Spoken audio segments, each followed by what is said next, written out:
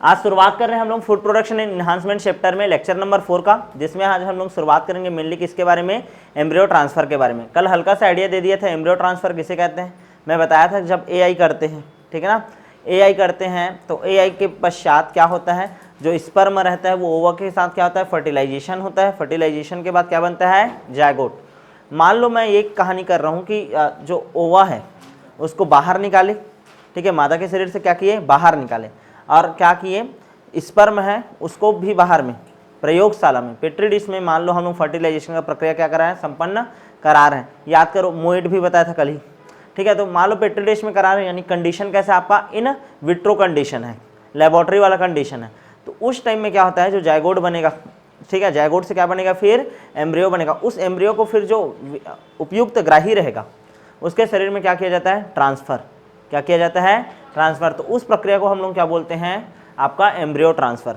हल्का सा ही टॉपिक है। उपयुक्त कोई दाता जीव से एम्ब्रियो को निकाले, मान लो कोई, ध्यान समझना, एक कोई फीमेल गाय है या कोई फीमेल एनिमल है। फीमेल एनिमल में क्या होता है कि एम्ब्रियो तक का तो निर्माण हो जाता है, ठीक है ना, 16 सेल स्टेज आया, 32 सेल स्टेज आया। उसके बाद वो जो कोशिका है उसके गर्भाशय में उतना उपयुक्त वातावरण उसके शरीर में नहीं है कि वो बच्चे को क्या कर सके, धारण कर सके। तो उस दाता जीव है, दाता जो आपका एनिमल है, उसके शरीर से हम लोग क्या करेंगे, एम्ब्रियो को बाहर निकालेंगे और एम्ब्रियो को ट्रांसफ़र कराएंगे किसमें, ग्राही जानवर में। क्लियर है ना। तो इस प्रक्रिया को ही हम लोग क्या बोलते हैं, आपका एम्ब्रियो ट्रांसफ़र। क्या बोलते हैं, एम्ब्रियो ट्रांसफ़र। यहाँ तक क्लियर है कि नहीं। तो एम्ब्रियो ट्रांसफ़र में मेनली क्या होता है, ध्यान से समझना। एम्ब्रियो ट्रांसफ़र में क्या होता है, जो फीमेल है, फीमेल के बॉडी में बना हुआ जो आपका एम्ब्रियो रहेगा, क्लियर ना, फीमेल के बॉडी में जो बना हुआ क्या रहता है, एम्ब्रियो रहता है। याद करो 2 सेल स्टेज को हम लोग क्या बोलते हैं, जायगोट। 2 सेल स्टेज को क्या बोलते हैं, जायगोट। उसके बाद 16 सेल स्टेज आता है, उसको क्या बोलते हैं, मारूला। क्या बोलते हैं, मारूला। उसके बाद और एक स्टेज आता है, उसको बोलते हैं ब्लास्टूला। क्या बोलते हैं, ब्लास्टूला। उसके बाद एक स्टेज आएगा, उसको बोलते हैं गैस्टूला। क्या बोलते हैं, गैस्टूला। और गैस्टूला के बाद आपका बनता है क्या, प्योर एम्ब्रियो। क्या बनता है, एम्ब्रियो। ये 16 से 32 सेल स्टेज में जब हम लोग क्या कर रहे हैं, ट्रांसफ़र कर रहे हैं, ठीक है। 16 से जब 32 सेल के स्टेज में जब कोई फीमेल है, फीमेल के बॉडी में बन गया, ये एक गाय है, ध्यान देना ना, ये कोई एक जानवर है, ठीक है। तो एक जानवर के, ध्यान देना, एक जानवर है, तो इस एक जानवर के, ऐसे समझो, ठीक, ध्यान दो, ये एक जानवर के शरीर के अंदर बन गया है, इसको हम लोग निकाले, और कोई दूसरा जो ग्राही जीव है, ठीक है ना, दूसरा जीव जो इसके अंदर, चलो फर्टिलाइजेशन का माहौल नहीं था, मतलब ध्यान से समझना, उसके अंदर फर्टिलाइजेशन नहीं हो सकता, लेकिन बच्चा का पालन पोषण आसानी से उसका गर्भ में हो सकता है। तो उसके बॉडी में क्या किया जाता है, इसको ट्रांसफ़र किया जाता है। या ऐसा भी हो सकता है कि सुपर ओव्यूलेशन कराए थे तो बहुत सारा क्या बना था, यहाँ पास जायगोट बना था, बहुत सारा ओवा बना था। रे सुपर ओव्यूलेशन से बहुत सारा ओवा निकला था, और बहुत सारा तो स्पर्मा होता ही है। तो स्पर्मा हर एक को फर्टिलाइज कर दिया, सभी फर्टिलाइज किए। तो एक ही जीव के अंदर थोड़ी, एक ही जानवर के अंदर थोड़ी डालोगे एम्ब्रियो को, बहुत सारा गाय रहेगा, सब गायों में डाल दोगे। जैसे आवारा पशु हैं तो उन आवारा पशुओं में भी, गायों में भी डाल सकते हो। तो एक प्रकार से हम लोग क्या कर रहे हैं, एम्ब्रियो का ट्रांसफ़र ही तो कर रहे हैं। तो ये जो पूरा प्रक्रिया है उसी को बोलते हैं क्या, एम्ब्रियो ट्रांसफ़र। इसके कारण क्या होगा, अल्प समय में ही उच्च गुणवत्ता वाला आपको आसानी से पशु मिल सकता है। ऐसे पशु जिनमें निषेचन संभव नहीं है, लेकिन वो बच्चे को रखने के लिए अपने बॉडी में उपयुक्त वातावरण रख सकते हैं, उनको फायदा होगा। समझ आ रहा है कि नहीं, मतलब समझ आ रहा है ना। गर्भाशय उनका उपयुक्त है, सही है, लेकिन ओवरी में अंडाणु का उत्पादन नहीं हो रहा था, या उसमें फर्टिलाइजेशन नहीं हो रहा था, तो वो अपने पेट में क्या कर सकते हैं, अपने आप गर्भ में बच्चे को धारण कर सकते हैं। क्लियर है कि नहीं। अच्छा, अब इसका ये सब तो लाभ हो गया, इसमें क्या क्या कमी है। पहला कमी ये है कि एकदम से स्पेशलाइज्ड डॉक्टर की ज़रूरत पड़ेगा। हर कोई ऐसा कर सकता है क्या, नहीं, ठीक है। कुशल प्रशिक्षकों की ज़रूरत पड़ेगी, ठीक है। अच्छा इन्वायरमेंट, अच्छा लेबोरेटरी कंडीशन की ज़रूरत पड़ेगा, ठीक है। आधुनिक चिकित्सालय का ज़रूरत पड़ेगा। तो ये सब इसका क्या है, थोड़ा सा हानि है, यानी कि एकदम हायर ब्रीड के लिए करते हैं। अच्छा, गर्भाशय का क्षतिग्रस्त होने का भी चांसेस रहता है जब एम्ब्रियो का ट्रांसफ़र करते हैं तब। तो ये कहानी हो गया किसका, आपका एम्ब्रियो ट्रांसफ़र का। एकदम शॉर्ट में ही लिखना है, ठीक है। उपयुक्त कोई दाता जीव रहेगा, उससे उपयुक्त कोई ग्राही रहेगा, ठीक है। तो उसके शरीर के अंदर क्या करते हैं, इसको ट्रांसफ़र करते हैं, किसको, एम्ब्रियो को। अब बहुत सारा चीज़ को चेक भी करना पड़ता है ना, जैसे कि मैं तुम लोगों को प्रतिरक्षा तंत्र वाला कॉन्सेप्ट भी लगता है इसमें। बाहर के जीव को तुम शरीर के अंदर डाल रहे हो ना, मतलब एक प्रकार का जो बच्चा रहता है ना, भ्रूण रहता है, वो एक प्रकार का परपोषी है। तुम्हारे शरीर के अंदर रहने वाला, फीमेल के शरीर के अंदर रहने वाला क्या है, एक प्रकार का परपोषी या परजीवी ही है वो। क्लियर है कि नहीं, ऐसा वाला कहानी रहता है। चलो आगे बढ़ें। नेक्स्ट आज हम लोग पढ़ेंगे अब नेक्स्ट डिसीज ऑफ एनिमल। कि एक एनिमल है, मेनली हम लोग गाय के बारे में पढ़ेंगे, गाय और भैंस, क्योंकि हम लोग मेनली कैटल के बारे में पढ़ रहे हैं। कैटल में 2 चीज़ आता है, एक तो आता है काऊ और दूसरा आता है बफेलो। तो काऊ और बफेलो को कौन कौन सा डिसीज़ हो सकता है उसके बारे में देखेंगे। सबसे कॉमन सिम्टम्स क्या हो सकता है कोई भी डिसीज़ का? सबसे कॉमन सिम्टम्स क्या हो सकता है? कमजोरी लगना। दूसरा क्या हो सकता है? भूख ना लगना। ठीक है, अब सर्दी पकड़ा होगा तो छींक आना ना। ठीक है, और क्या होना? आंखों का चमक क्या हो जाना? कम हो जाना। ठीक है, जानवर है तो जुगाली करना क्या कर देंगे? बंद कर देंगे। समझ आ रहा है? तो कॉमन सिम्टम्स ये सब तो लिख ही सकते हो, यानी कि त्वचा का ध्यान से देना, आंखों का चमक क्या हो जाता है? कम हो सकता है। ठीक है, पशु सुस्त एवं कमजोर दिखाई देता है। पशु खाना खाना क्या कर देता है? कम कर देता है। तो ये बीमार पशु का क्या है? लक्षण है।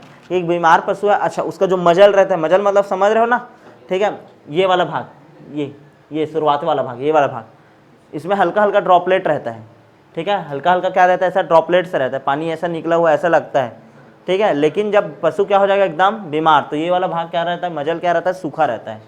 मजल क्या हो जाता है? सूख जाता है। यहाँ तक क्लियर है कि नहीं? उसका जो नब्ज का चाल है, अच्छा नब्ज कैसे देखते हैं पशु का? तुम्हारा तो हाथ से देखते हैं, उनका जो पूंछ रहता है ना, पूंछ से देखा जाता है। क्लियर है? पल्स रेट किससे देखते हैं? उसके पूंछ से। यहाँ तक क्लियर है? तो नब्ज का जो नाड़ी गति है ना, वो क्या हो जाता है? पल्स रेट क्या हो जाता है? कम। तो एक बीमार पशु के क्या क्या लक्षण हो सकते हैं? सबसे पहला लक्षण बताओ। पशु सुस्त एवं कमजोर दिखाई देता है, आंखों का चमक कम हो जाता है। ठीक है, उसका शरीर का तापमान बढ़ सकता है या घट सकता है। उसके अलावा क्या लिख सकते हो? उसका पल्स रेट क्या हो जाता है? कम हो जाता है। एकदम कॉमन सिम्टम्स लिख सकते हो कहीं भी कोई भी बीमारी है। अब पशुओं के प्रमुख रोग देखते हैं। सबसे पहला रोग है FMD, FMD, foot and mouth disease. Foot and mouth disease, FMD का फुल फॉर्म क्या है? Foot and mouth disease. Foot मतलब पैर, माउथ मुंह, उसमें रोग होगा, मतलब खुर पका मुंह पका रोग बोलते हैं इसको। क्या बोलते हैं? खुर पका मुंह पका रोग। क्या रोग बोलते हैं? खुर पका मुंह पका रोग। वायरस के कारण होता है ये, मेनली किसके द्वारा होता है? वायरस के द्वारा। FMD वायरस लिख देना, किसके कारण होता है? FMD virus. इसके अलावा और बहुत सारा वायरस के इसका नाम आएगा। असल में क्या होता है, मान लो कोई रोगी पशु है, FMD वायरस से रोगग्रसित पशु है, एशिया 11 करके आता है इसका जो स्ट्रेन है वायरस का। ठीक है, बहुत सारा वायरस का यानी कि अलग अलग स्ट्रेन होता है, उसके द्वारा FMD होता है। तो मान लो कोई रोगी पशु है FMD वाला, अब वो क्या करेगा? पानी वगैरह, ध्यान देना, पानी वगैरह पिएगा। अब उसी पानी कोई दूसरा स्वस्थ पशु है वो पी रहा है, या पशु एक साथ चारा चल रहे हैं या एक ही जगह में रह रहे हैं, तो उसके लार से ये फैलता है। किससे फैलता है? पशुओं के लार से। यहाँ तक क्लियर है कि नहीं? इसमें शरीर का जो टेम्परेचर रहता है पूरी तरीके से क्या हो जाता है? बढ़ जाता है। पशुओं के मुख में, पशुओं के मुख में और पशुओं के किसमें? खुर में। ये देखो, खुर में, पशुओं के मुंह में और पशुओं के खुर में क्या हो जाता है? छाले हो जाते हैं। और इससे पशु को चलने में भी दिक्कत होगा, पशु को खाने में भी दिक्कत होता है। क्लियर है कि नहीं? पशु को क्या होता है? आपका खाने में भी दिक्कत और चलने में भी दिक्कत। पशु खाना पीना जुगाली करना पूरी तरीके से क्या कर देता है? बंद कर देता है। कौन सा रोग है? FMD रोग। कौन सा रोग है? FMD रोग। यहाँ तक क्लियर है कि नहीं? तो इसका क्या इलाज है? पशुओं का हर साल टीकाकरण होता है FMD का। ठीक है, गाँव में आते हैं ना, ठीक है, वैक्सीन लगाने के लिए। तो किसका टीका लगाने के लिए आते हैं? अभी जो चल रहा है वैक्सीनेशन किसका चलेगा? FMD का। बरसात के टाइम चलता है। किसका? बरसात के टाइम। अच्छा, पशुओं का जो रखने का जगह है, ठीक है ना, पशुओं को जहाँ रखते हो उस जगह को क्या रखना चाहिए? साफ सफाई रखना चाहिए। डेली उनका पानी क्या करना चाहिए? चेंज करना चाहिए। उनके पैरों को और मुंह को यदि घाव हो गया तो किससे धोना है? KMNO4 से। किससे? KMNO4 से। पोटेशियम परमैंगनेट, PPM, पोटेशियम पर मैग्नेट, लाल दवा भी बोलते हैं इसको। क्या बोलते हैं? लाल दवा। क्लियर है कि नहीं? उससे धोना है। और FMD का क्या आता है? आपका वैक्सीन आता है। क्या आता है? वैक्सीन। तो वैक्सीनेशन हर वर्ष होना चाहिए। साल में कितने बार लगता है FMD का वैक्सीन? 2 बार। कितने बार लगता है? 2 बार। यहाँ तक क्लियर है कि नहीं? तो सबसे पहला रोग हो गया क्या आपका? खुर पका एवं मुंह पका रोग, जिसको हम लोग क्या बोलते हैं? FMD। क्या बोलते हैं? FMD। दूसरा रोग देखो HS। दूसरा रोग क्या है आपका? HS, haemorrhagic septicaemia. वर्ड क्या दिया मैं?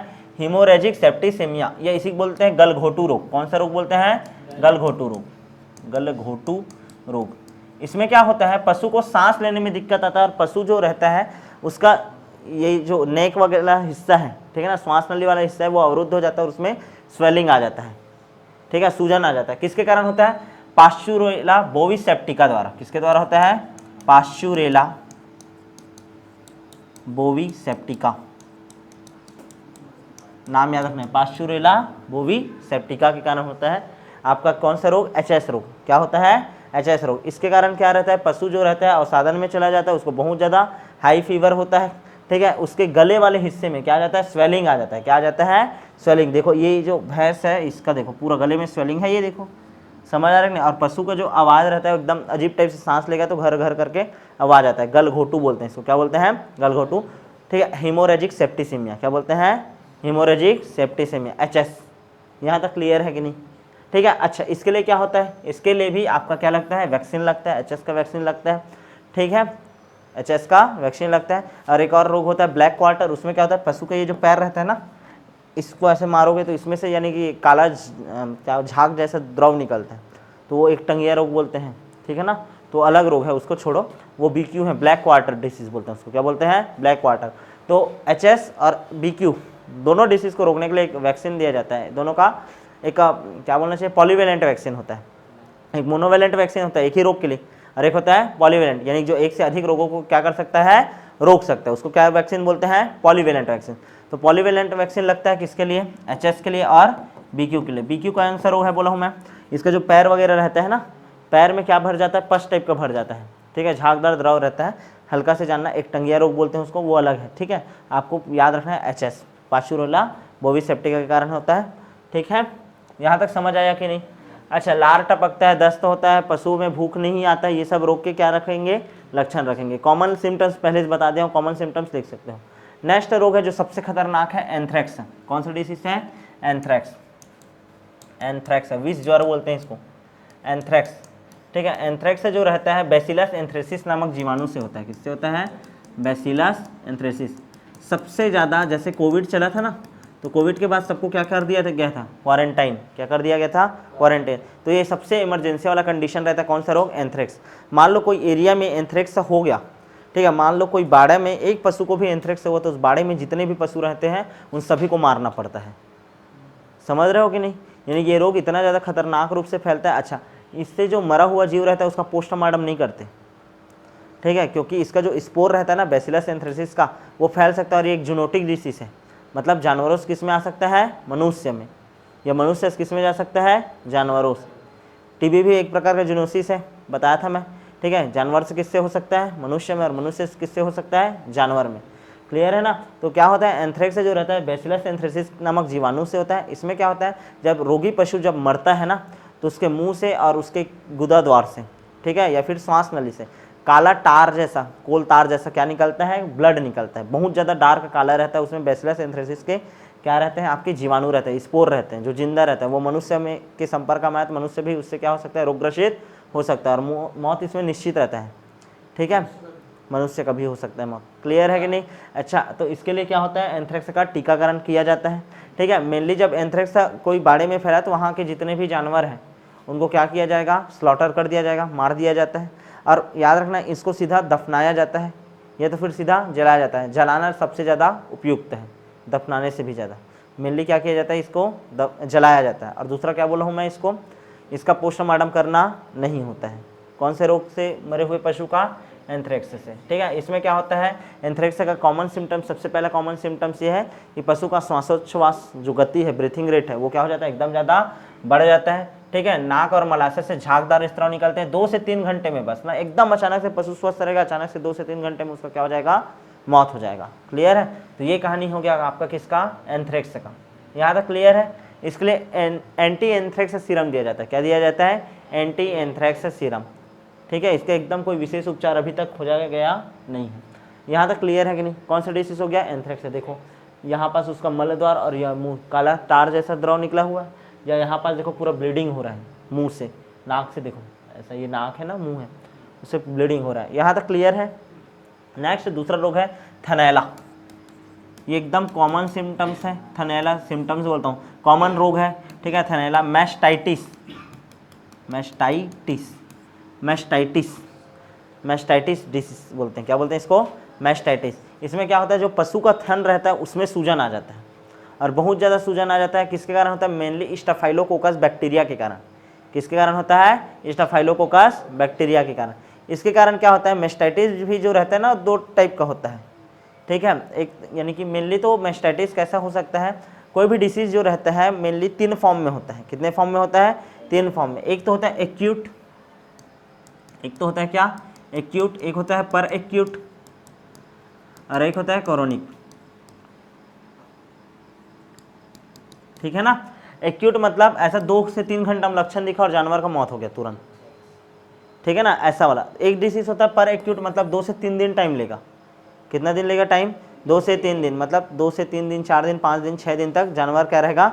जिंदा रहेगा, या मनुष्य क्या रहेगा? जिंदा रहेगा। कोरोनिक मतलब दीर्घ काल तक चलने वाला, 6 महीने से बीमार है, ऐसा वाला। समझ आ रहा है कि नहीं?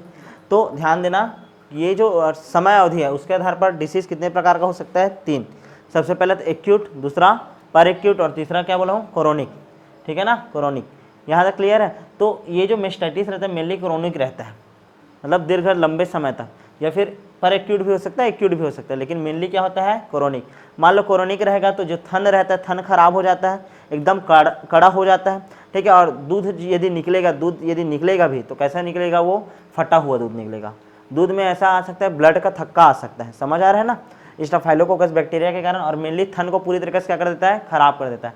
खासकर ऐसे पशु जिसका थन का साइज क्या रहता है? ज़्यादा रहता है, ठीक है ना। अडर बोलते हैं थन, ठीक है ना। अडर का साइज जिनका ज़्यादा रहता है, ज़मीन में तक लटकते रहते हैं, तो क्या रहता है आपका? जहाँ पशुओं को पशुशाला जहाँ रखा जाता है ना, वहाँ का फर्श क्या रहता है? गंदा रहता है, या जानवर बैठ रहा है, तो उसके कारण बैक्टीरिया इसमें क्या हो सकता है? प्रवेश कर सकते हैं। इस कारण जो घर में चरवाहा आता है, जो दूध दोहन करने के लिए आता है, ठीक है ना, तो उसको पहले तो क्या करना चाहिए? थनों को अच्छे से धोना चाहिए, और ख़राब थन है उससे दूध को सबसे लास्ट में निकालना है, ठीक है। जो थन में अभी इन्फेक्शन नहीं फैला उनसे तो निकाल सकते हैं, और इसके लिए एक टेस्ट होता है, CMT टेस्ट बोलते हैं, कैलिफोर्निया मेस्टाइटिस टेस्ट होता है, CMT टेस्ट किया जाता है। इसका एक किट आता है, CMT टेस्ट किट, उसमें देखा जाता है, ठीक है, कि मेस्टाइटिस हुआ है कि नहीं, ठीक है। अच्छा, ये 2 प्रकार का होता है। मान लो सूजन जो लंबा है, क्रोनिक है, तो उसमें क्या करते हैं? ठंडा सेकाई करते हैं, और एक तो करते हैं क्या? गर्म सेकाई, और इसके लिए CMT टेस्ट करते हैं, और मेस्टाइटिस के लिए इंजेक्शन भी दिया जाता है।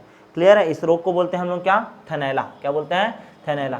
फाइब्रिन का थक्का जम जाता है, इस कारण दूध का रंग क्या हो सकता है? परिवर्तन हो सकता है, स्तन में क्या आ जाता है? सूजन आ जाता है, थन बेकार हो सकता है। ये सब हैं इस रोग के लक्षण। मेस्टाइटिस भूलना नहीं, किसके कारण होता है? स्टाफाइलोकोकस बैक्टीरिया के कारण। नेक्स्ट रोग देखिए, नेक्स्ट रोग है आपका टिम्पेनाइटिस। टिम्पेनाइटिस, अफरा बोलते हैं। क्या बोलते हैं इसको? अफरा। पेट में क्या आ गया? सूजन आ गया। पेट में क्या आ गया? सूजन। पेट में नहीं बोलना चाहिए, पेट में नहीं बोलते। क्या होता है? जो पशुओं का जो अमाशय रहता है, ठीक है, रोमांथी अमाशय बोलते हैं, वो मेनली 4 भागों से मिलकर बना रहता है। याद होगा, पढ़े होगे 11वीं में थोड़ा सा, ठीक है। रूमेन होता है, रेटिकुलम होता है, एमोसम होता है, और एबोमेसम होता है। 4 भाग होता है पशुओं के अमाशय का। उसमें जो रूमेन वाला भाग रहता है वो सबसे ज़्यादा बड़ा रहता है। असल में पशु क्या करते हैं? खाना खाते हैं, खाना को बिना चबाए वो डायरेक्ट कहाँ भेज देते हैं? पहले रूमेन में। रूमेन में वहाँ उनका क्या होता है? किण्वन होता है। उसके बाद वो जब खाली टाइम में बैठे रहते हैं तो फिर से वो भोजन को रिगर्डेशन करते हैं, और यहाँ पास फिर से लाएंगे मुंह में, फिर चबाते हैं। उसके बाद सेकंड सिम्टम जब भेजेंगे ना, तब उसको सत्यामाशय में भेजते हैं, एबोमेसम में या ओमेसम में। क्लियर है ना? ऐसे करके 4 भाग रहता है। याद नहीं रखना है तुम लोगों को उतना ज़्यादा, बस याद रखना, एक होता है रूमेन, एक होता है रेटिकुलम, एक होता है ओमेसम, और एक होता है एबोमेसम। 4 भाग रहता है किसका? अमाशय का, पशुओं का। तो रूमेन वाला भाग रहता है सबसे ज़्यादा रहता है। अब पशु हदरही में खा दिया चारा ज़्यादा, ठीक है, गीला चारा खा दिया, या बहुत ज़्यादा बासी वगैरह जो रहता है पार्टी वगैरह का ऐसे रख दिया रहता है, उसको खा दिया, चाशनी पी दिया, ऐसा वाला कहानी है। समझ आ रहा है ना? वैसे बहुत सारा चीज़ों को खा दिया पशु, गीला चारा, मेनली गीला चारा वगैरह खा दिया, तो इसके कारण क्या होता है? उसका जो रूमेन रहता है उसमें CO2, H2S, ठीक है, ऐसे जितना भी दूषित गैस रहता है वो सब क्या हो जाएगा? एकत्रीकरण हो जाता है, ठीक है। कौन कौन सा गैस बोल दिया मैं तुम लोगों को? CO2 हो गया, H2S हो गया, अमोनिया हो गया, ये सब। और पशु का पेट बहुत ज़्यादा क्या हो जाता है? ऐसे फूल जाता है। क्लियर है कि नहीं? तो इसके लिए क्या करते हैं? ध्यान से सुनना। इसके कारण इसको सांस लेने में दिक्कत होगा, पशु क्या हो जाएगा? अचेत हो जाएगा, गिर जाएगा, और इसको यदि ऐसे मारोगे ना तो एकदम साउंड आता है। क्लियर है? हवा भर जाया रहता है। तो इसमें क्या होता है? रूमेन में हम लोग क्या करते हैं? पंक्चर करते हैं, ठीक है, और उसके हवा को क्या किया जाता है? निकाला जाता है। इसके साथ साथ पाचन हो करके उसमें तेल डाला जाता है, अलसी का तेल वगैरह, और इंजेक्शन लगाया जाता है। क्लियर है ना? तो ये होता है आपका किसका कहानी? टिम्पेनाइटिस का। किसका? टिम्पेनाइटिस। अफरा बोलते हैं। क्या बोलते हैं इसको? अफरा। यहाँ तक क्लियर है कि नहीं? ठीक है। पेट को जब मारेंगे तो ढोल जैसा साउंड आता है, ऐसा बोला जा रहा है। मल मूत्र का त्याग बंद हो जाता है, लंबी लंबी सांस लेगा, यानी पेट फूल गया है तो सांस लेने में तो दिक्कत जाएगा ही जाएगा ना। ये वाला कहानी रहता है। क्लियर है ना? तारपीन और अलसी का तेल डालते हैं, और वो क्या करता है? पाचन में क्या करता है? मदद करता है, इंजेक्शन वगैरह लगाते हैं, ठीक है, रूमेन का जो जितना भी क्या रहता है आपका गैस रहता है उसको बाहर निकाला जाता है। यहाँ तक क्लियर है कि नहीं? तो इस तरीके से आपका ये जो टॉपिक था पशुओं में रोग, ठीक है, डिसीज ऑफ एनिमल, वो क्या हो गया कंप्लीट। मेनली कितना रोग पढ़े हम लोग? 4 से 5 रोग। सबसे पहले कौन सा रोग पढ़े थे? एफएमडी। दूसरा क्या पढ़े हैं? एचएस। तीसरा क्या पढ़े? एंथ्रेक्स। चौथा क्या पढ़े? मेस्टाइटिस। और पांचवा क्या पढ़े? टिम्पेनाइटिस। ठीक है, टोटल 5 रोग ही है। 5 रोग के बारे में ज़्यादा फोकस रखना। ठीक है, कॉमन सिम्टम्स सब में वही है, पशु सुस्त दिखाई देता है, आंखों का चमक कम हो जाता है, ऐसा सब लिख सकते हो। क्लियर है? नेक्स्ट देखते हैं हम लोग पोल्ट्री फार्म। किसके बारे में पढ़ेंगे आप? Poultry farm. पोल्ट्री में मेनली हम लोग क्या सोचते हैं कि मुर्गे के बारे में सोचते हैं, मुर्गे मुर्गी के बारे में। लेकिन याद रखना पोल्ट्री में केवल मुर्गे मुर्गियों के मुर्गा मुर्गे ही शामिल नहीं है, उसके अलावा आपका देखो टर्की भी शामिल है। क्या शामिल है आपका? टर्की भी शामिल है, बतख भी शामिल है और बटेर भी शामिल है। क्लियर है ना? ध्यान दो, पोल्ट्री फार्म मैनेजमेंट पढ़ रहे हैं। अब हम लोग देखो पहले क्या पढ़ रहे थे हम लोग? डेयरी फार्म मैनेजमेंट पढ़ रहे थे। पूरा डेयरी फार्म में कौन कौन सा जानवर आता है, कौन कौन सा उनको डिसीज हो सकता है, इन सब के बारे में देखें। क्लियर है? अब हम लोग पढ़ेंगे किसके बारे में? पोल्ट्री फार्म मैनेजमेंट के बारे में। ठीक है ना? पोल्ट्री जो रहता है डेयरी से भी ज़्यादा फायदा देता है। ठीक है, पोल्ट्री जो रहता है डेयरी फार्म से भी ज़्यादा फायदा देता है। इस कारण पोल्ट्री फार्म मैनेजमेंट जो रहता है, ठीक है, बहुत लोग डेयरी फार्म से भी ज़्यादा किसके ऊपर ध्यान देते हैं? पोल्ट्री फार्म के ऊपर। यहाँ तक क्लियर है नहीं? अब पोल्ट्री में मेनली, ठीक है ना, 4 जो तुम्हारे पक्षी हैं उनको शामिल किया जाता है। पोल्ट्री फार्म का मुख्य उद्देश्य क्या रहता है? मांस प्राप्ति और दूसरा अंडा प्राप्ति। ठीक है, मांस और अंडा प्राप्ति। इस उद्देश्य हेतु क्या किया जाता है? पोल्ट्री फार्म का निर्माण किया जाता है। पोल्ट्री फार्म में मेनली मुर्गी को पाला जाता है, मुर्गे मुर्गियों को। दूसरा टर्की का पालन किया जाता है। तीसरा बतख और चौथा बटेर, इनका पालन किया जाता है। बहुत लोग हमारे छत्तीसगढ़ में मेनली मुर्गी पालन चलता है और बटेर पालन चलता है। इन दोनों के ऊपर उतना खास ध्यान दिया नहीं जाता है। यहाँ तक क्लियर है कि नहीं? मतलब मुर्गी एवं कुछ अन्य प्रजातियों का पालन करना ही क्या कहलाता है आपका? कुक्कुट फार्म प्रबंधन या पोल्ट्री फार्म मैनेजमेंट। क्या कहलाता है? Poultry farm management. क्लियर है ना? मुर्गी पालन को पशुपालन से भी अधिक महत्वपूर्ण माना गया है, क्योंकि अंडे जो प्राप्ति होगा उसका जो मात्रा है, दूध से जो मुनाफा होगा उससे कई गुना ज़्यादा रहता है। मांस का भी प्राप्ति होगा उसका भी मुनाफा कुछ ज़्यादा रहता है। यहाँ तक क्लियर है कि नहीं? अच्छा, मुर्गी का भी बहुत सारा नस्ल है, टर्की का है, बतख का है, वो सब नोट सब मिल जाएगा, उसको पढ़ लेना। क्लियर है ना? इनका थोड़ा थोड़ा नस्ल के बारे में डिटेल जानना है। हम लोग को मेनली किसके बारे में पढ़ना है? मुर्गी पालन के बारे में। किसके बारे में? मुर्गी पालन। क्लियर है ना? तो मुर्गी पालन में देखो मुर्गी का हम लोग को अलग अलग ब्रीड पढ़ना है। देखो ब्रीड जो रहता है, जैसे हम लोग याद करो गाय, ध्यान समझना, गाय का जब नस्ल पढ़ा रहा था मैं तुम लोग को कैसे कैसे याद करवाया था। एक तो हो सकता है दुधारू नस्ल का, एक हो सकता है भारवाही, और तीसरा क्या पढ़े थे? द्विकाजी। वैसे ही मुर्गी कितने प्रकार का हो सकता है तुम लोग बताओ? 2 प्रकार का, 3 प्रकार का, वो भी एक तो अंडा उत्पादन करने वाला, एक तो मांस उत्पादन वाला, और दूसरा तीसरा दोनों, जिसका अंडा भी अच्छा खासा और मांस भी। समझ आ रहा है ना? तो हम लोग सबसे पहले पढ़ते हैं अंडा उत्पादन वाला नस्ल। क्या पढ़ेंगे? अंडा उत्पादन करने वाला नस्ल। सबसे पहला नस्ल है मिनोर का। सबसे पहला नस्ल क्या है आपका? मिनोर का।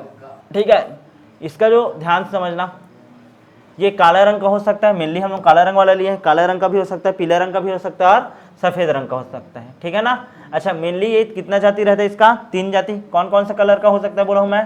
काला, ठीक है, पीला और सफेद। क्लियर है? अच्छा, इसका जो चोंच रहता है, ये जो चोंच है वो क्या रहता है? मेनली काला रहता है। और ये जो कलगी है उसमें ऐसा क्या रहता है? 6 स्पॉट रहता है, 1 2 3 4 5 और ये 6। क्लियर है ना? कितना नुकीला पॉइंट रहेगा? 6, ऐसा माना जाता है। मेनली इन्हीं सब का कहानी है ना, मुर्गियों को कैसे पहचानते हैं? उनके कलगी में कितना पॉइंट है, ठीक है, उनका जो ये पैर है वो किस तरीक़े से, उनका चोंच है वो कैसे है, इसके आधार पर पहचाना जाता है। क्लियर है? तो मैं क्या बोल रहा हूँ, इसका जो कलगी रहता है उसमें कितना पॉइंट रहता है? मेनली 6 नुकीले बिंदु रहता है। मुर्गा का भार कितना रहता है? 3.5 किलोग्राम, और मुर्गी का कितना भार रहता है? 3 किलोग्राम। हमेशा याद रखना मुर्गा का भार ज़्यादा होगा किसके अपेक्षा? मुर्गी की अपेक्षा। क्लियर है? तो ये पहला कहानी हो गया किसका? मिनोरका का। किसका? मिनोरका। दूसरा है आपका लेग हॉर्न। ठीक है ना? लेग हॉर्न, ध्यान समझना। लेग हॉर्न ये नॉर्मली आप लोग देखते होंगे, सबसे ज़्यादा इसी प्रजाति को पाला जाता है, लेग हॉर्न को। अच्छा, तुम लोग 2 वर्ड सुने होंगे, एक होता है ब्रायलर और एक होता है क्या? लेयर। ब्रायलर का उत्पादन किया जाता है मांस प्राप्ति हेतु। ठीक है, मांस प्राप्ति हेतु किसका उत्पादन करते हैं हम लोग? ब्रायलर का। और दूसरा जो लेयर रहता है, ठीक है, वो अंडा उत्पादन हेतु। किसके लिए पाला जाता है उसको? अंडा उत्पादन हेतु, ब्रायलर और लेयर। ठीक है, ब्रायलर का रेट क्या रहता है? कम, और लेयर का रेट क्या रहता है? ज़्यादा।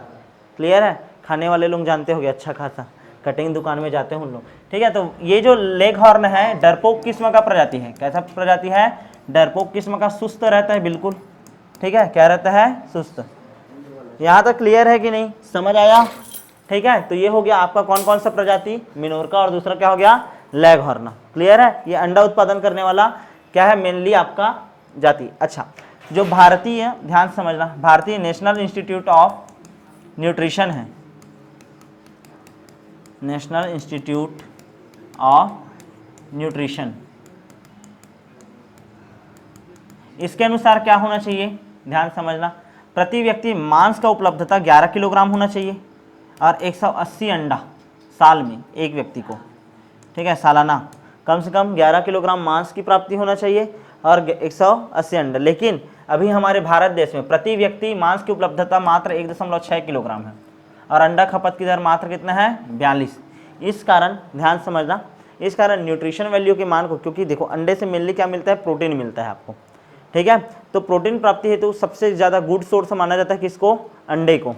अंडे का जो एल्ब्यूमिन वाला पार्ट रहता है, पीला वाला भाग को छोड़ करके व्हाइटिस वाला जो पार्ट रहता है एल्ब्यूमिन, ठीक है, वो मेनली प्रोटीन का मेन सोर्स है, क्लियर है। तो ध्यान देना, आपका मांस और अंडा इनकी मुख्य, यानी कि इनका मुख्य जो काम रहता है हमारे भोजन में, किसके मात्रा को बढ़ाना रहता है, प्रोटीन की मात्रा को बढ़ाना रहता है। तो नेशनल इंस्टीट्यूट ऑफ न्यूट्रिशन के अनुसार प्रति व्यक्ति इतना मात्रा होना चाहिए, लेकिन हमारे भारत में इतना ही है, क्लियर ना। इस कारण हमको मांस का उत्पादन और अंडे के उत्पादन में क्या करना है, वृद्धि करना है, ये कहानी रहता है। यहाँ तक क्लियर है कि नहीं। तो ये तो हो गया अंडा उत्पादन वाला नस्ल, कौन कौन सा, मिनोरका और दूसरा लेग हॉर्न। क्या है ये, लेग हॉर्न, सफ़ेद रंग का रहता है, प्रायः सुस्त रहता है, डरपोक रहता है, ठीक है, सुस्त रहता है और प्रायः क्या रहता है, डरपोक रहता है। अल्प आयु में शीघ्रता से बढ़ता है, 2 महीना 3 महीना में ही आसानी से क्या हो जाता है, बढ़ जाता है, क्लियर है कि नहीं, ठीक है। नेक्स्ट देखते हैं मांस उत्पादन करने वाले नस्ल। ये तो अंडा उत्पादन करने वाला कितना नस्ल हो गया, 2 नस्ल। तीसरा देख रहे हैं हम लोग आप कौन सा, मांस उत्पादन करने वाले नस्ल। मांस उत्पादन के लिए सबसे ज़्यादा फेमस नस्ल है क्या, असील। क्या है, असील, लड़ाकू किस्म का है ये प्रजाति, ठीक है। जो मुर्गा लड़ाई में यूज होता है ना, वो ये वाला है, ठीक है ना, ये है क्या, असील। क्या है, असील, उग्र स्वभाव का रहता है, मुर्गा लड़ाई हेतु प्रसिद्ध है। इसका जो चोंच रहता है छोटा रहता है, लेकिन क्या रहता है, बहुत ही ज़्यादा मजबूत रहता है। कलगी जो है मटर नुमा रहता है, देखो ऐसा शेप है, कलगी कैसे रहता है, मटर नुमा। यहाँ तक क्लियर है कि नहीं। और इसका जो टांग रहता है वो अपेक्षाकृत क्या रहता है, बहुत ही ज़्यादा लंबा रहता है, क्लियर है। ये हो गया आपका कौन सा, असील मुर्गा, क्लियर है। इसका जो मांस रहता है, ध्यान देना, इसका जो मांस रहता है बहुत ही ज़्यादा क्या रहता है, स्वादिष्ट रहता है। असील मुर्गे का जो वजन है 5.5 किलोग्राम, कितना रहता है, 5.5 किलोग्राम, मुर्गा का बता रहा हूँ ना। और मुर्गी का कितना रहता है, लगभग 4 किलोग्राम। मुर्गे का वजन हमेशा अपेक्षाकृत क्या रहेगा, ज़्यादा, बहुत ही ज़्यादा उग्र स्वभाव का रहता है। इसके सामने जाकर के होशियारी नहीं मारना है, नाचना नहीं है, वरना तुमको दौड़ा देगा, समझ रहे हो ना, भयानक दौड़ाता है ये। और तुम लोगों को पता होगा बस्तर में मुर्गा लड़ाई फेमस है, ठीक है। तुम चले जाना, यहाँ पास पैरों में क्या बांधा जाता है, इनके चाकू, ठीक है ना, चाकू बांध करके इनका लड़ाई करवाया जाता है, इसी के ऊपर दाव चलता है, ठीक है। तो ये कौन सा मुर्गा हो गया आपका, असील। दूसरा जो सबसे ज़्यादा फेमस मुर्गा है, कड़कनाथ, कड़कनाथ, ठीक है। कड़कनाथ जो मुर्गा रहता है, इसका ब्लड भी, इसका पंख भी, इसका चोंच भी, इसका आँख भी पूरी तरीके से क्या रहता है, काला रहता है, ठीक है ना। बहुत ही ज़्यादा इसका क्या रहता है, जितना भी वर्णक है, यानी कि जितना भी ऑर्गन्स है सभी के सभी काला, मांस भी काला, ठीक है ना, ये सब रहता है। और किसके कारण होता है ये सब, मिलेनिन वर्णक की ज़्यादा मात्रा के कारण। किसके कारण, मिलेनिन वर्णक की मात्रा ज़्यादा रहता है इसके कारण। अच्छा, इसके कारण क्या होता है, मान लो इसके मांस को खाओगे तो रोग प्रतिरोधक क्षमता का मान क्या होता है, ज़्यादा होता है, इसका रेट सबसे ज़्यादा रहता है, ये भी पता होगा। यहाँ तक क्लियर है कि नहीं, मिलेनिन वर्णक के कारण रहता है ना। दूसरा ये है आपका ब्रह्मा, क्या नाम है इसका, ब्रह्मा, आकार में बड़ा रहता है, पंख का रंग पीलापन रहता है, ठीक है। कलगी जो है इसका भी मटर की भांति रहता है, किसकी तरह रहता है, मटर की भांति। ये जो पंजे हैं इस पर पंख लगे रहते हैं, पंख टाइप से, ऐसा बहुत सारा फीदर ऐसा लगा हुआ है, ठीक है। ऐसा माना जाता है, पंजे पर क्या लगा रहता है, झिल्ली पर पंख होते हैं, ठीक है। मुर्गा का वजन 5.5 किलो और मुर्गी का वजन 4 किलो। कौन सा हो गया आपका, ब्रह्मा। नेक्स्ट है आपका कोचिन। कोचिन क्या है ये, कोचिन, ये मेनली चाइना का है, संघाई फाउल से विकसित किया गया है। इसको कहाँ का है, ये चाइना का है, ठीक है। संघाई फाउल से इसको विकसित किया गया है। पिंडली पर पंख, यहाँ पास पूरा तरीके से क्या रहता है, पंख रहता है, ठीक है। उसके अलावा पैर कैसे रहता है, गद्देदार रहता है। कैसे रहता है, गद्देदार रहता है। मुर्गा कितना, 5 किलोग्राम, मुर्गी कितना, 4 किलोग्राम। ठीक है, ये याद रखना। उसके बाद देखो नेक्स्ट है आपका ऑस्ट्रेलॉर्प। क्या है, ऑस्ट्रेलॉर्प ऑस्ट्रेलिया से किया जाता है। क्लियर है कि नहीं। तो इतना सारा भी जितना भी ब्रीड पढ़े हो वो सभी क्या है आपका मांस उत्पादन वाले, मेनली क्या है, मांस उत्पादन वाले। तुमको सिर्फ याद रखना है, सबसे पहला मिनोरका, दूसरा लेगहॉर्न, तीसरा असील, चौथा कड़कनाथ, उसके बाद ब्रह्मा, ब्रह्मा के बाद कोचिन, कोचिन के बाद ये है ऑस्ट्रेलॉर्प। ठीक है। उसके अलावा तुम्हारे नोट्स में मलाय, चितागोंग बोलते हैं जिसको, कार्निस, इन सब के बारे में दिया है और 2-4 नस्ल के बारे में दिया है, उसको आप लोग पढ़ लेना। क्लियर है कि नहीं, यहाँ तक समझ आया कि नहीं। तो ये हो गया आपका ब्रीड्स ऑफ क्या, आपका चिकन। यहाँ तक क्लियर है कि नहीं। ठीक है। अच्छा, एक वर्ड आता है ब्रीड किसे कहते हैं करके। सबसे पहले एक वर्ड आता है कि आपका ब्रीड किसे कहते हैं। तो जंतुओं का वह समूह जिसके जितने भी सदस्य हैं उनका कद काठी, उनका रंग रूप आकार लगभग क्या हो, यदि समान हो। ठीक है। और वो समान पूर्वज परंपरा के हो तो उसको क्या बोला जाता है, ब्रीड। यानी कि जो जाति रहता है ना, जाति के अंदर ही क्या रहता है आपका ब्रीड। और ब्रीड में भी क्या होता है, फिर ब्रीड के नीचे भी क्या आता है आपका स्ट्रेन। क्या चलता है, स्ट्रेन। समझ आ रहा है कि नहीं। जैसे मुर्गी है, मुर्गी की एक जाति है पूरा, फिर उसका अलग अलग क्या है, ब्रीड है। लेकिन ब्रीड वर्ड यूज ना करके मुर्गियों में हम लोग कौन सा वर्ड यूज करते हैं, स्ट्रेन। कौन सा वर्ड यूज करेंगे, स्ट्रेन। ठीक है। अलग अलग स्ट्रेन का जो मुर्गी रहता है वो अलग अलग रहता है। यहाँ तक क्लियर है। अच्छा, एक वर्ड बोला था ब्रायलर और दूसरा क्या बोले थे, लेयर। ब्रायलर का उपयोग किसके लिए करते हैं, मांस उत्पादन हेतु। और लेयर का उपयोग किस में करते हैं हम लोग, अंडा उत्पादन हेतु। अंडा उत्पादन हेतु ब्रायलर हो गया और आपका एक हो गया आपका लेयर। यहाँ तक क्लियर है कि नहीं, समझ आया है। अच्छा, एक होता है, ध्यान देना, कॉकरेल। कॉकरेल, ठीक है, नर मुर्गा को बोलते हैं, किसको बोलते हैं, नर मुर्गा को। ठीक है ना। लेकिन एकदम पूरी तरीके से वयस्क नहीं है ये ना, किशोर अवस्था वाला है, उसको बोला जाता है क्या, कॉकरेल। एक होता है पुलेट। क्या होता है, पुलेट। ठीक है ना। इसमें मादा मुर्गी, मादा मुर्गी, ठीक है, उसको बोला जाता है। लेकिन ये भी वयस्क नहीं है, ये दोनों किशोरावस्था वाला कहानी है। कोई भी ब्रीड रहे, कोई भी ब्रीड रहे, कोई भी ब्रीड, कॉकरेल होता है और एक होता है आपका पुलेट। यहाँ तक क्लियर है कि नहीं, यहाँ तक समझ आया। और यही आगे कॉकरेल ही आगे जा करके तुम्हारा फिर ये मुर्गा बनेगा और ये मुर्गी। ठीक है ना, ये वाला कहानी रहेगा। ठीक है, कॉक, हेन। ठीक है, समझ आया कि नहीं। तो एक होता है कॉकरेल और एक हो गया पुलेट। ये परिभाषित, चीक तो जानते हैं यार, चियाँ यार। ठीक है ना। ठीक है, यहाँ तक क्लियर है कि नहीं। तो इस तरीके से आपका ब्रीड्स ऑफ पोल्ट्री भी क्या होता है, कंप्लीट। कल जब क्लास करेंगे तो हम लोग डिसीज ऑफ पोल्ट्री पढ़ेंगे। उसके बाद हम लोग को पढ़ना है पिसिकल्चर, जिसमें हम लोग मत्स्य पालन के बारे में पढ़ेंगे। और उसके बाद हम लोग पढ़ेंगे किसके बारे में, मधुमक्खी पालन के बारे में। ठीक है। और इस तरीके से आपका ये जो चैप्टर का पहला पार्ट रहेगा, जिसमें हम लोग मेनली किसके बारे में पढ़ रहे हैं, जितने भी एनिमल्स हैं उनका किस तरीके से मैनेजमेंट किया जाता है, चाहे वो पोल्ट्री फार्म हो, चाहे डेयरी फार्म, चाहे बी कीपिंग हो, चाहे आपका पिसिकल्चर, वो कंप्लीट हो जाएगा। और मिलते हैं अब नेक्स्ट क्लास।